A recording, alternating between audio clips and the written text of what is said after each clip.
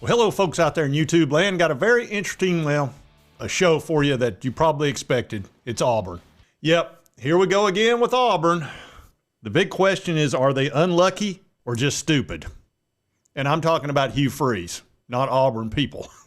Don't get it twisted. Now, if you watch that ball game against Georgia, Auburn kicked their butt the entire first half. They're about to go up 17-0. They get some really squirrely calls down there at the end zone. It looked like one guy had scored a touchdown, but his elbow hit, and it looked like he barely crossed the line, but they said no. Then Jackson Arnold does the quarterback sneak. It looks like the nose crossed the line, but it was close. But I would have given him the touchdown because the second you break that line, it's over. But it was close enough to where they couldn't reverse the call. Now, the funny part about that was Georgia actually could have run that thing all the way back because the guy that got the fumble, his knee never hit, his elbow, none of that. But they had blown the whistle because they thought the play was over. So once the whistle blows, that's it. But that was a huge play. Instead of going up 17-0, Georgia comes back and it's 10-3. It's a huge turnaround. And it changed the momentum of the game dramatically. And for Auburn, they're so used to bad breaks. They're so unlucky that it's like, oh, here we go again. And that gets in players' heads, it gets in coaches' heads, and the fan base for sure. Now, I have been very frustrated with Hugh Freeze because I thought at the time it was a good hire when it comes to wins and losses. I'm not a huge Hugh Freeze fan, but I think he's a good coach and he's won everywhere he's been. I was like, well, you'll have wins and losses, and you'll have a lot of wins. But he has messed up at quarterback so badly over the last his first 3 years that I can't even explain it. And he started out with Peyton Thorne. And Peyton looks like $1 million in practice. He's one of the smartest quarterbacks you'll ever listen to. If you've ever seen one of his interviews, he sounds like a professor. Okay, this he should be an attorney or something. But anyway, he played there for 2 years. He came out of Michigan State. And I'll show you his stats.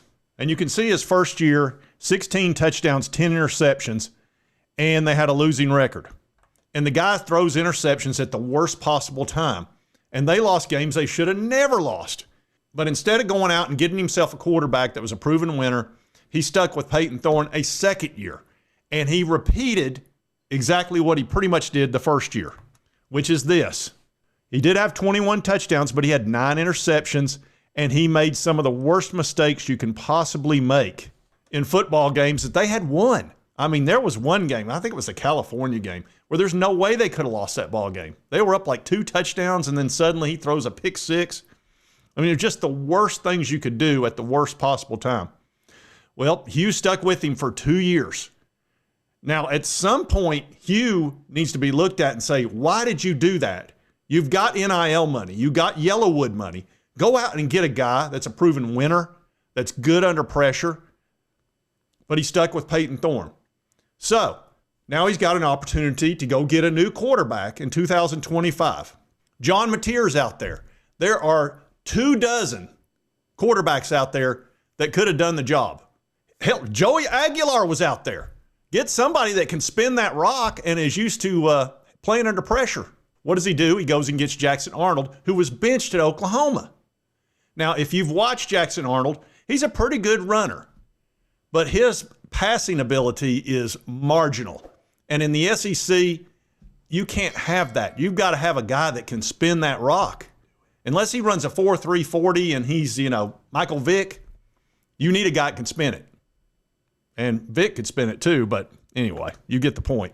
Let's take a look at his stats. In 2024, he threw for 62%. He had, 12 touchdowns, 3 interceptions, only 12 touchdowns. And he only threw for 1,400 yards. He had some injury issues, but he just doesn't throw the ball very well. 2025, you can see he's thrown for less than 1,000 yards, and he's had 5 touchdowns. Well, folks, we've played 5 ball games, and he's got 5 touchdowns. But let's look where he had them, okay? Let's not get it twisted. Dude threw 3 touchdowns against Ball State, all right? 1 against USA and 1 against Oklahoma, 0 against Texas A&M, and 0 against Georgia. And these last 3 games against Oklahoma, he threw for 220 yards, 125 yards against A&M, and 137 against Georgia. Look at his averages. 3.8 yards per pass, 6.9, 4.4. Folks, that's not going to get it done. This is what I'm talking about. When he brought him in, I was like, what are you doing? You need a guy that can spin that rock if you're going to be at Auburn. I just don't understand what you're thinking, and you immediately made him the starter. I'd have never done that. I watched Jackson Arnold last year. He's not a guy that I would bring in as a starting quarterback. I could understand bringing him in to compete against a couple of guys, but to make him the starter and be like, I'm going to put a lot of money into this, no, there's just no way. And that's nothing against Jackson Arnold. I'm sure he's a great guy, but if you've watched him play, that's not a guy you want to hand the team to. You just, Now let's look at Hugh Freeze's record. All right, 2023, 6-7. You have a losing record in 2023, but you stick with the same quarterback who had an interception problem. Okay?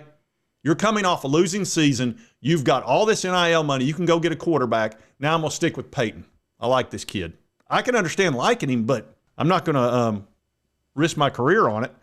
2024, they go 5-7. Same results basically as 2023 with the same quarterback. This year, they're 3-3. Auburn should be 5-1. They could be 6-0, but they should at least be 5-1. They have blown some opportunities because you're just not getting any offense. Your defense is playing great. I mean, they couldn't have played much better against Georgia. I can't imagine how frustrated they are right now. It's like, God, just get us off the field occasionally. We cannot be out there the entire ball game against Georgia. But they don't get any yardage. Auburn doesn't move the ball the entire second half. And there were several opportunities to do so, but you got to throw the ball better. Jeez. Now let's talk about luck. Look, there is no team that has worse luck than Auburn. It's not even close. And Hugh Freeze is so unlucky. Good grief. Here he talks about it. And it's just incredible how unlucky this team is. I think it's very clear that we find ways to not win football games, and that's what has to change. And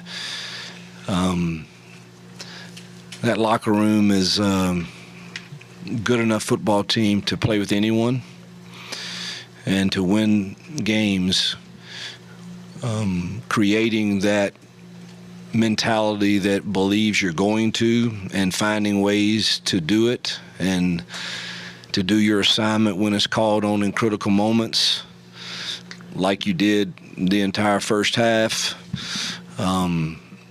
is things that we've got to get corrected if we want to experience the joy of winning these close, tough SEC football games. And that's really the way I see it. We felt great about the preparation, felt great about coming into this game, felt like we were going to win the game. And here I am feeling again that we don't quite know how to do that. Yeah, when I hear him talk, I always think of Henry Bennett. Hugh Freeze is Henry Bennett. What'd you get, Henry, number 44? No, 6 7/8. Oh, Andy, he pulled out the hat size. Yeah, he pulls out the hat size. You can set him up to win, but he's going to pull out 6 7/8. It's really incredible.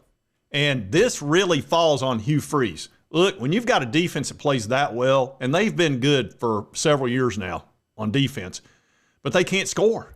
They cannot score, and they can't move the ball. And there's one guy that touches the ball every time on offense. Kind of an important position. Might want to invest a little time and bring in somebody that has proven they can move the ball. Not somebody who's gotten benched or a guy that led you to a losing season and it's like, oh, well, let's just continue on. What are you doing? Hello? You play to win the game. You don't play to just play it. You got millions of fans out there in Auburn land that are sick of this crap, and they're not going to put up with it much longer, Hugh. And here's a prime example. This is Locked on Auburn, and I can promise you Zach is sick of this crap. Auburn falls to Georgia 20-10 in what was the worst officiated game I've ever seen. But that's really not the issue. We will spend time talking about it because it could have helped. And I think that's why it felt so big when you don't score on the quarterback sneak, the tush push, whatever you want to call it. which in hindsight is pretty ridiculous that like you're even fumbling in that situation to begin with. But I think we all knew that that was so big because like, all right, how many points are we going to score in the second half? This one hurts for several different reasons. One, because there was an element of you feeling cheated by it. But look, in the second half, you had 40 yards, and a lot of them were in that joke garbage time drive at the end. As far as relevant snaps, I would say 25 total yards in the second half. And it goes back to one thing. Like, nobody on this team on offense, I think the defense did fine, on offense, saying, I want to win the football game. And you could argue in the previous two where we've had this conversation, loss at Oklahoma, loss at A&M, that like maybe he wasn't given the time or whatever. But Jackson Arnold was really bad tonight. He was really, really bad tonight. The fourth down situation where, yes, Preston Howard dropped it, but still like unnecessarily high football. And Preston Howard's tall. And it's like, let's have just a little touch, my guy. Let's have a little bit of composure in a key situation. And that's pretty much it in a nutshell. And I can tell you, this has been a very enjoyable year for me, not when it comes to Auburn. I'm not roasting marshmallows on the Auburn folks, as being a Tennessee fan, because what we've got is Joey Aguilar at quarterback, and it's a wonderful thing. This dude can spin it. He's accurate. He's clutch. He went 14 for 14 against Georgia. We scored 41 points against Georgia, by the way. If our defense was as good as Auburn or as good as we were last year, we win that game no problem. But we got a guy that can run. He's not a great runner, but when he runs, he's effective. You know, he probably not as good a runner as Jackson Arnold, but close. But he throws it 10 times better than Jackson Arnold will ever throw it. And that's a wonderful thing when you're a fan, because I'm very confident in Aguilar. I really am. He reminds me of a Josh Dobbs or a Hendon Hooker. Doesn't run as well as those two guys, but clutch with the arm. He's actually a better thrower than Josh Dobbs was. He's probably about the same as Hendon Hooker. They're both really good throwers. Hendon was a better runner, but I'm fine with that. He's a Hendon 2.0 or Hendon Light, and he's got the moxie of both those guys, the Dobbs guy and and Hendon. That's what I really enjoy. Last year was very frustrating with Nico. The defense pretty much carried Nico last year. Now, Nico has had 2 great games in a row after being a disaster the first 4 games. They're actually 2-4 now at UCLA. I thought they were going to go 0-12. And we'll talk about him later. But I can tell you last year was very frustrating at the quarterback position. And Joe Milton, who could throw it through a brick wall, was very frustrating because he didn't have much touch. And Nico didn't have any touch. They were both overthrowing guys. Joey doesn't overthrow anybody. He either puts it on them or he puts it to where they have an opportunity. He does not airmail them. So I get the frustration because it makes you nuts watching a quarterback miss open guys. It makes you crazy because you can win the game. You had Georgia by the throat. You get a little bit of good quality quarterback play, y'all win that game easy. And I totally feel for you. I do. You know, the good coaches, they don't put up with that crap. They go and get a quarterback. That's what you do. You got the money, go get one. And if you don't want to speculate, got Deuce Knight. He's not ready. He's a true freshman. I think long-term he's going to be good. But you can't throw him in as a freshman. True freshmen don't succeed in the SEC. This don't. So you're stuck where you're at. But I can tell you right now, unless Deuce Knight is killing it in spring practice or whatever, or showing you that he's going to be all world, I'm going out and I'm getting me a 5th-year guy next year.